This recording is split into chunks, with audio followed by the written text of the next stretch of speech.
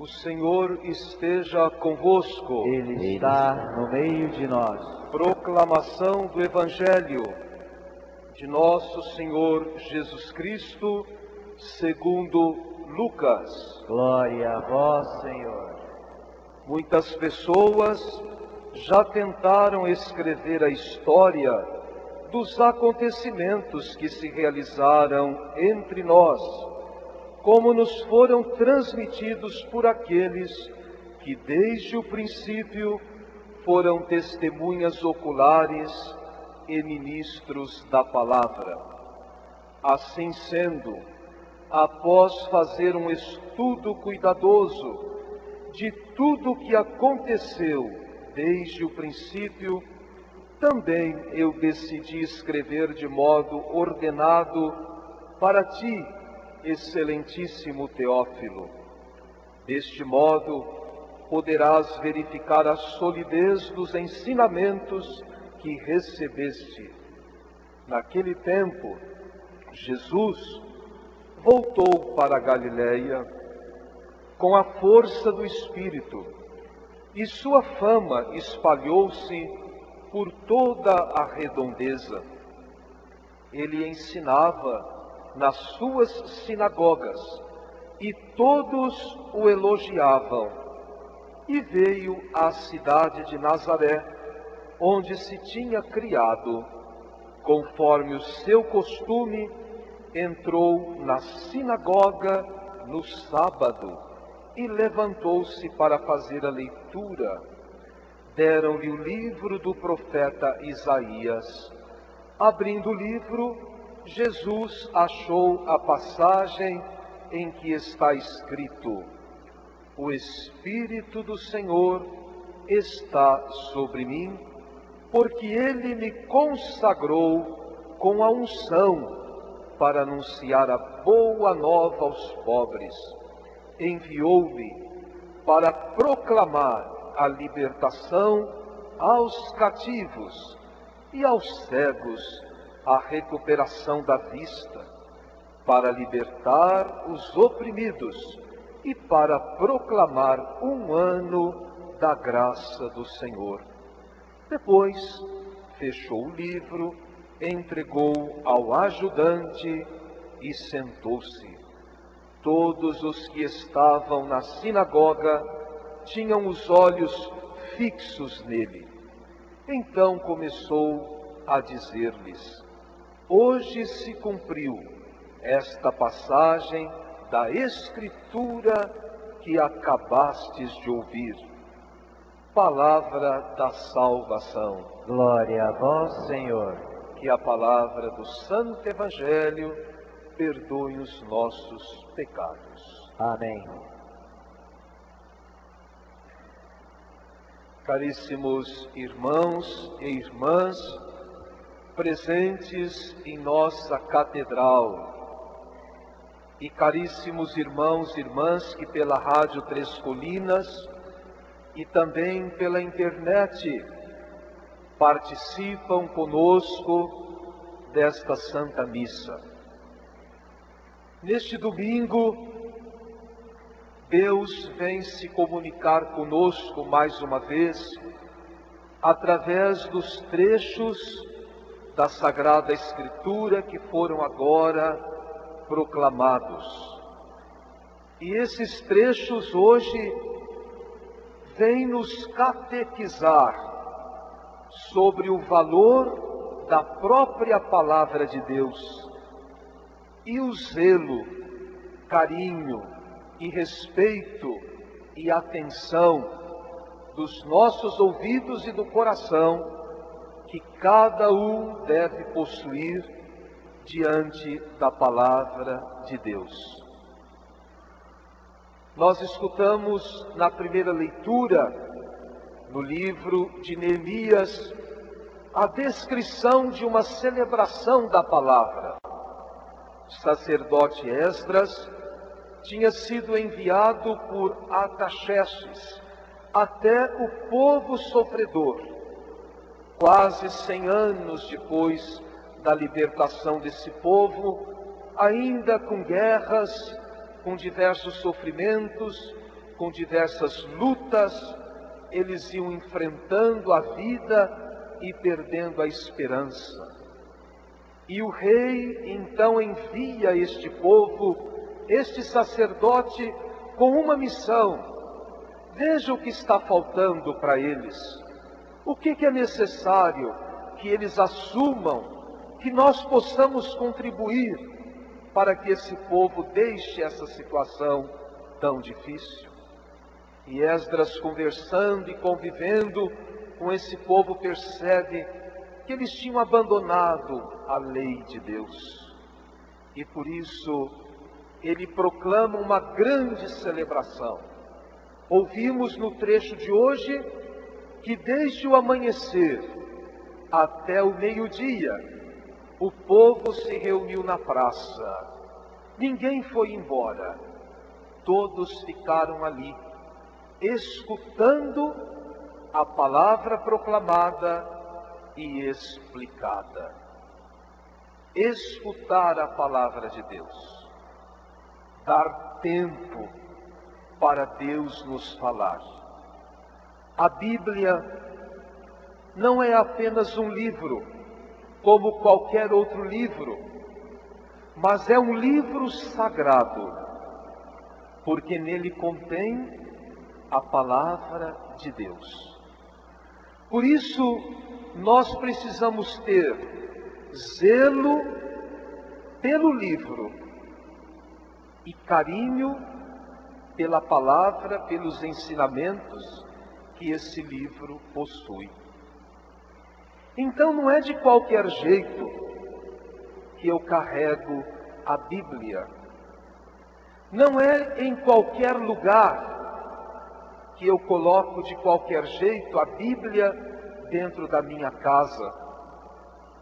Na Bíblia já tem muito conteúdo para que eu não tenha necessidade de colocar santinhos com oração, endereço, receita dentro dessa Bíblia. A Bíblia é a Bíblia. Não precisa acrescentar mais nada e nem deve se acrescentar. Já tem conteúdo. É a palavra de Deus. É Deus que fala conosco. A Bíblia é a comunicação viva de Deus nosso Pai conosco, que somos seus filhos amados e que precisamos de um norte dentro da nossa vida. Outra atitude que esse povo teve e que nós precisamos tanto aprender, como eu já disse agora mesmo, dar tempo para Deus se comunicar conosco. E aqui, infelizmente, eu tenho que nesse dia dizer, e digo infelizmente porque em todas as igrejas isso acontece, em todas as missas. Nós chegamos sempre, não todos, mas tem muitas pessoas que chegam atrasadas para a missa. Não é todo mundo. Missa tem começo, tem meio e tem fim. Por isso, enquanto celebração, eu preciso ordenar a minha vida para que eu possa participar integralmente da sagrada celebração eucarística. Eu não entro a hora que eu quero e eu saio na hora que eu bem entendo. Eu tenho que chegar antes da missa começar, e eu só posso sair da missa depois que aquele que preside a missa despede a assembleia, desejando a paz para aquela semana. Então nós precisamos valorizar isso. Sabe, meus irmãos, todos os cânticos, as orações, estão todos fundamentados na Sagrada Escritura, dentro de uma celebração. Às vezes a gente diz em brincadeira, mas é aquilo que na verdade a gente sente.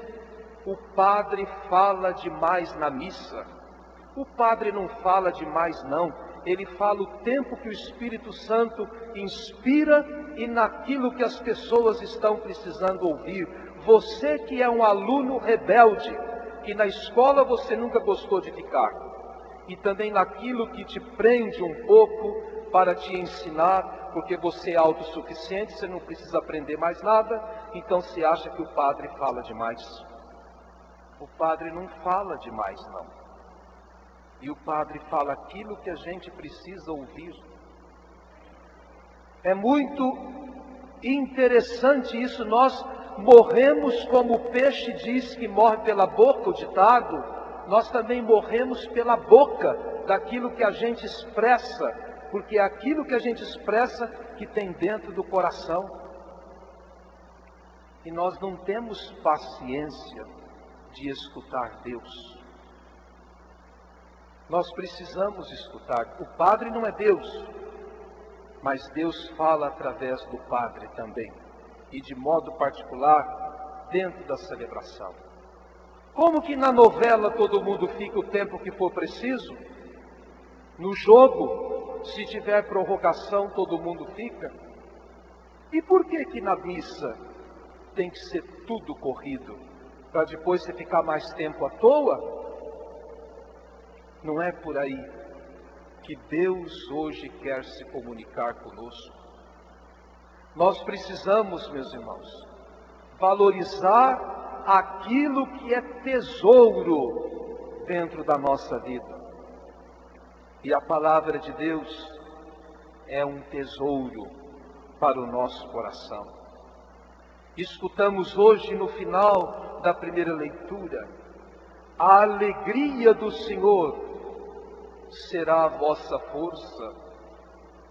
Então, eu só posso ter essa alegria do Senhor se eu também estiver presente dentro do coração desse Pai, que comunica os sinais de vida dentro da minha vida. Quando a gente viaja, eu sempre faço essa comparação.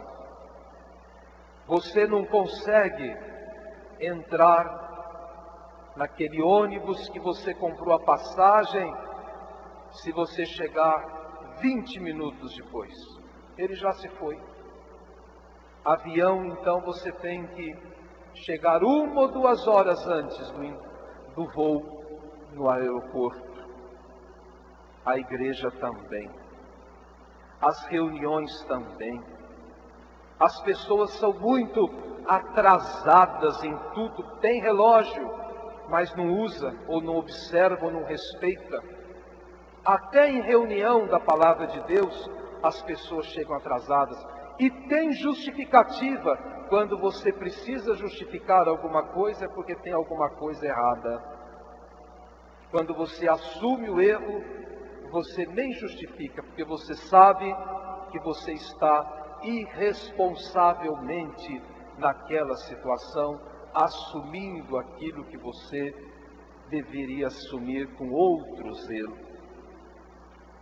A palavra de Deus, meus irmãos, é a luz que todos nós precisamos, é a sabedoria que nos falta, é a alegria da certeza do amor de Deus dentro da nossa vida, é a esperança que vem ao nosso coração.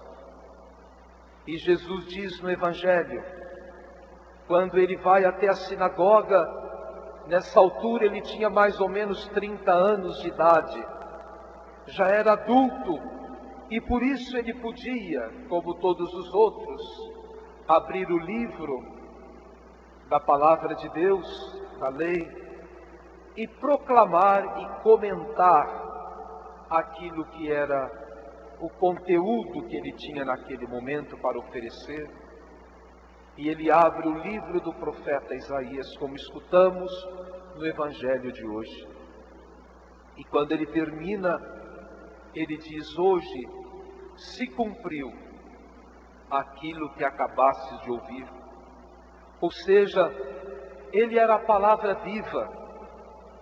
Ele trouxe Deus para os homens. Ele trouxe a vida através da sua presença. Ele é a luz e a sabedoria que necessitamos. Ele veio libertar todos nós da escravidão do pecado. Ele veio recuperar a nossa vista para que nós possamos enxergar a luz e os caminhos de Deus. Ele veio para conduzir os nossos passos na vida em plenitude.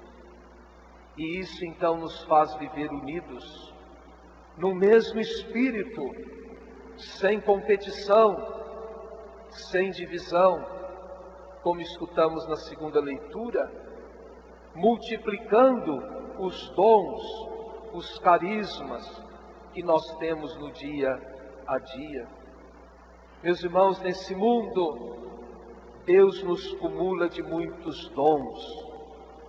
Ninguém pode guardar aquilo que naturalmente sabe fazer para si, mas nós devemos colocar tudo a serviço uns dos outros. É assim que nós devemos viver a gratuidade do amor de Deus dentro da nossa vida, um se colocando à disposição do outro. E então, meus irmãos, nós vamos percebendo como que Deus é nosso Pai. Ninguém pode dizer, eu não preciso de ninguém nesse mundo. Você precisa sim dos outros. Você diz, eu tenho dinheiro suficiente, eu nunca vou precisar de nenhum favor. Precisa, porque você não planta aquilo que você come. Tem outro que planta aquilo que você come. Então você precisa daquele trabalhador rural que está plantando no dia a dia aquilo que mais tarde vai chegar na sua mesa. E assim, cada um pode perceber que todos nós precisamos uns dos outros. Cada um tem um dom. E nesse dom colocado a serviço do próximo, nós cultivamos a unidade. Somos como um corpo, o apóstolo fala na segunda leitura, um corpo unido. E quando uma parte, por menor que seja, está doente, o corpo inteiro está doente. Um exemplo, às vezes você tem febre, e você ainda nem conseguiu descobrir, através do seu médico, qual que é a origem dessa dessa febre, mas o corpo inteiro sofre naquele momento. Desânimo, falta de vontade de todas as coisas, e você se sente mal. É alguma coisa que está doente dentro de você, mas interfere no seu organismo todo. Assim também, meus irmãos, a unidade. Nós somos membros de uma grande família, que tem um único Deus e Pai. Somos orientados por Ele, para vivermos em comunhão, uns com os outros.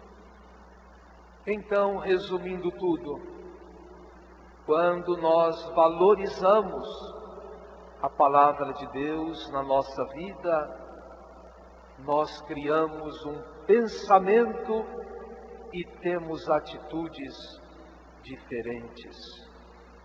Vivemos a unidade, vivemos a comunhão, porque a palavra de Deus nos converte, nos ajuda a pensar de um modo diferente. É preciso rezar com a palavra de Deus. É muito importante que todos os dias você leia um pequeno trecho da palavra de Deus.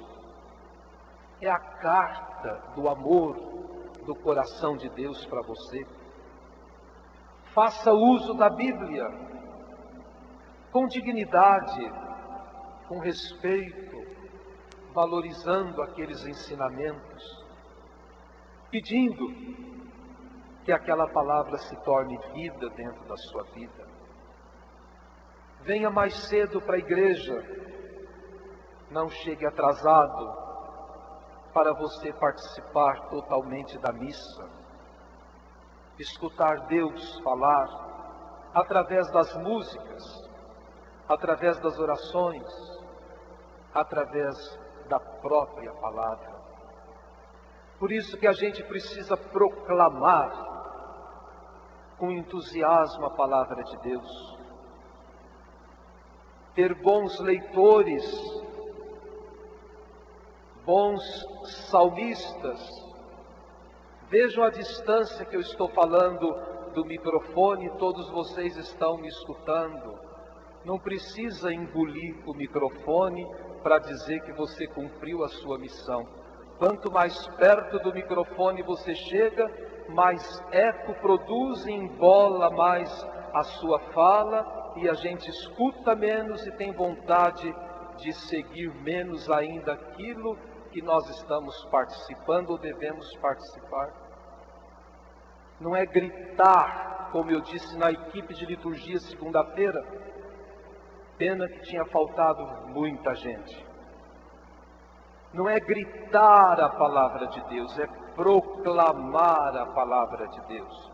Não é gritar para cantar e nem colocar os instrumentos como se fosse uma boate, mas é ajudar a rezar e a cantar. O povo não gosta que eu falo isso, mas é ver o povo que eu falo que está aqui dentro, que ajuda, de quem eu necessito deles também. Mas eu preciso falar, não é boate a igreja. Você não vem aqui para sair perturbado o teu ouvido. Você vem aqui para rezar, para contemplar o amor de Deus dentro da tua vida. Vocês não acham que tem hora que parece boate? Não é? Seja sincero. Tem hora que parece. Tem hora que a gente não escuta o que o povo está lendo, está proclamando. Por quê? Porque fala muito depressa, ou fala muito perto do microfone e assim por diante. Precisa ter dignidade para proclamar a palavra, para cantar, ajudando-nos a rezar. E a gente reza melhor quando nós contemplamos a fala de Deus dentro do nosso coração, nos nossos ouvidos, que se transforma depois em vida dentro da nossa vida. Creio em Deus Pai Todo-Poderoso, Criador do céu e da terra, e em Jesus Cristo, seu único Filho, nosso Senhor, que foi concebido pelo poder do Espírito Santo, nasceu da Virgem Maria, padeceu sob Pôncio Pilatos, foi crucificado, morto e sepultado, desceu à mansão dos mortos, ressuscitou ao terceiro dia, subiu aos céus, está sentado à direita de Deus Pai Todo-Poderoso, onde há de vir a julgar os vivos e os mortos. Creio no Espírito Santo, na Santa Igreja Católica, na comunhão dos santos, na remissão dos pecados, na ressurreição da carne e na vida eterna. Amém.